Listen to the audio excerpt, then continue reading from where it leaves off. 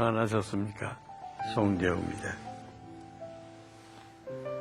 요즘 우리는 참 성급한 시대에 살고 있습니다. 클릭 한 번만 누르면 원하는 것이 집으로 배달되고요. 검색만 하면 알고 싶은 세상의 지식이 손안에 들어오기 때문입니다. 그런데 이러한 성급함은 기도 생활에도 적용이 됩니다. 하나님이 예수라고 하면 즐거워하고 노라고 하면 이해하려고 하지만 기다려라 하는 응답이 들리면 무척이나 받아들이길 힘들어합니다. 하나님은 우리가 구하기도 전에 모든 필요를 알고 계신 분입니다. 하지만 성급한 세상에 길들여진 우리는 하나님의 시간을 기다리는 것이 참을 수 없을 정도로 힘든데요. 이러한 성급함 때문에 우리 스스로 해결하려고 하는 어리석음에 빠지기도 합니다. 내 방법대로, 내 생각대로 해결하다가 오히려 곤란에 빠질 때가 많습니다. 무엇보다 하나님의 타이밍을 기다리십시오. 하나님의 타이밍이 가장 정확하며 시간을 절약하는 방법이기 때문입니다. 오늘 말씀 함께 보시겠습니다.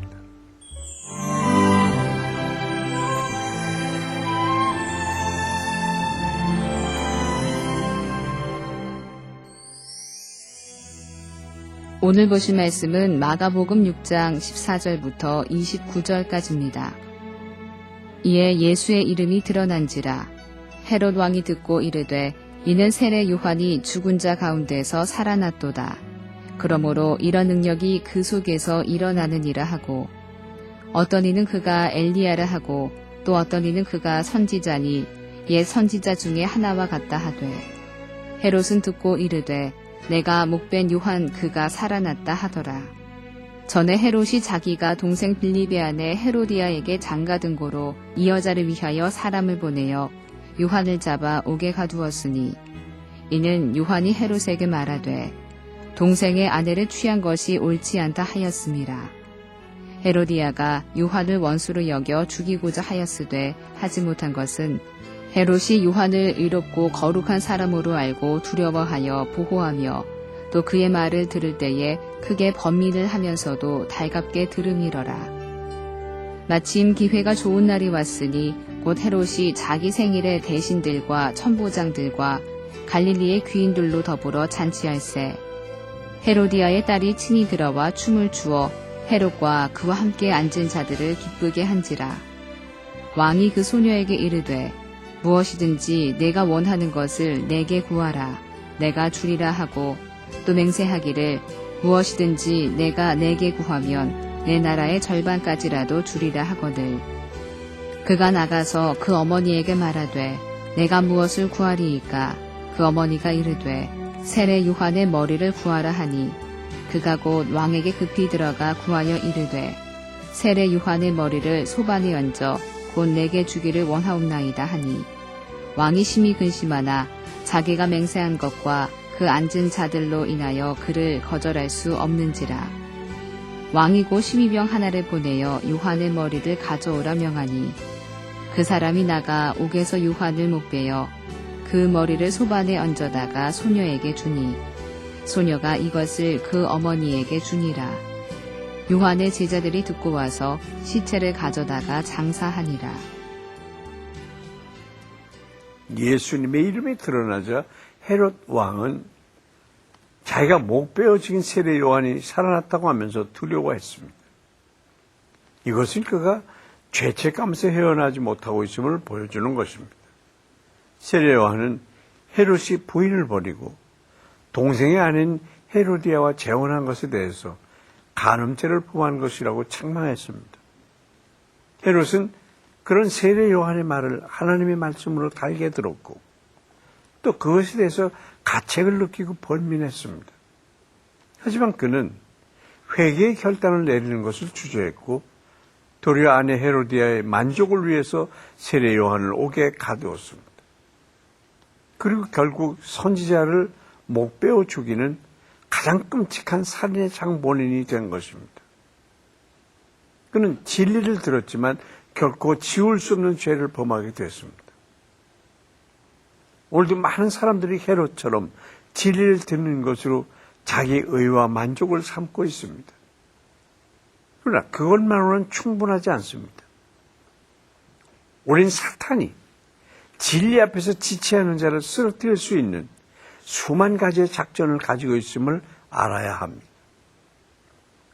진리를 알면서도 빛 가운데 행하지 않는 자는 반드시 사탄에게 틈을 주게 됩니다. 오늘 우리는 어떻습니까? 진리를 듣는 것만으로 만족해서 혹시 사탄에게 틈을 주고 있는 것은 아닙니까?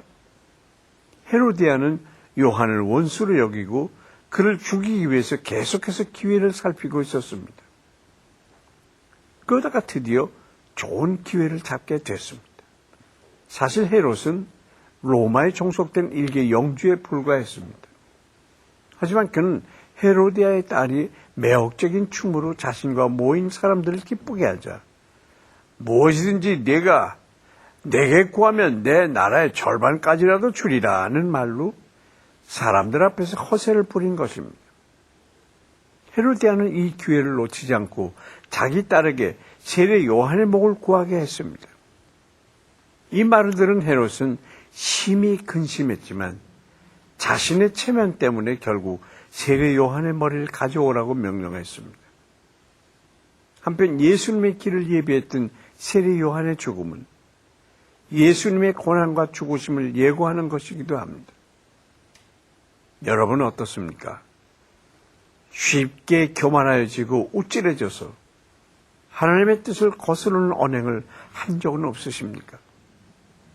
높아지든지 낮아지든지 주님의 영광을 가리지 않도록 늘 겸손을 구하시길 바랍니다.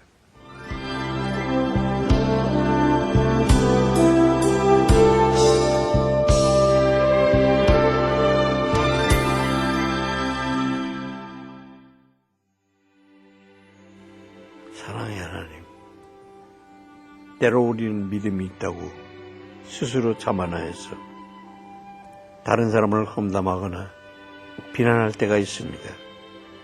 우리의 교만과 어리석음을 용서해 주시고 어떤 자리에 있더라도 항상 겸손하게 하시고 구별된 하나님의 백성이 되게 하여 주시옵소서. 성급한 마음으로 다른 사람에게 해를 가하거나 죄를 짓지 않도록 우리의 입술을 주장하여 주시옵소서. 예수 그리스도의 이름으로 기도합니다. 아멘.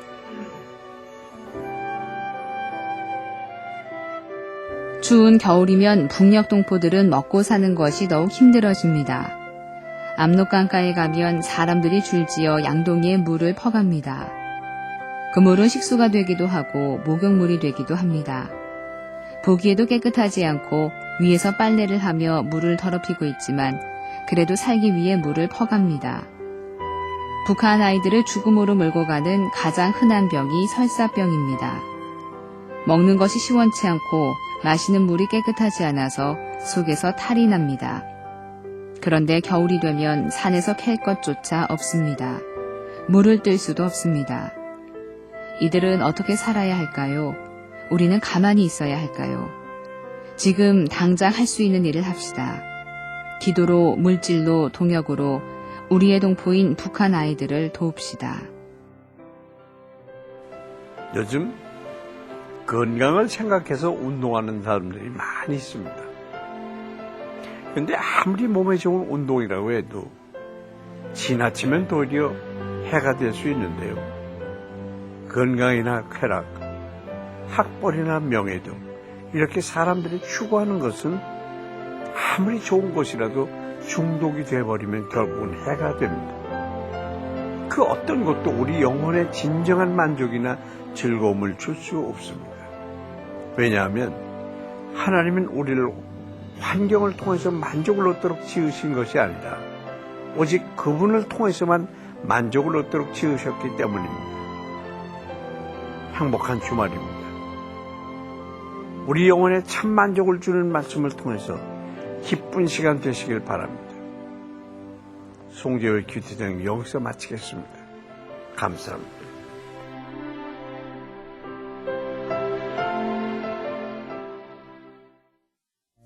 이 프로그램에는 GTM에서 큐티 교재 GT를, 책으로 만나는 성지 순례 답사기 바이블 루트를 수아영에서 기초 화장품을 협찬해 주셨습니다.